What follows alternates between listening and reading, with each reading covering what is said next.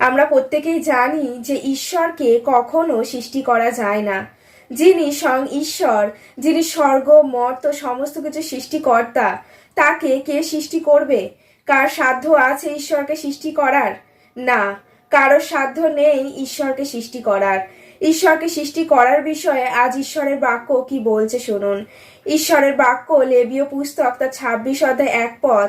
এই বাক্যে স্বয়ং ঈশ্বর প্রভু যিশু বলছেন, তোমরা আপনাদের জন্য অবস্তু নির্মাণ করিও না এবং খোদিত প্রতিমা কিংবা স্তম্ভ স্থাপন করিও না।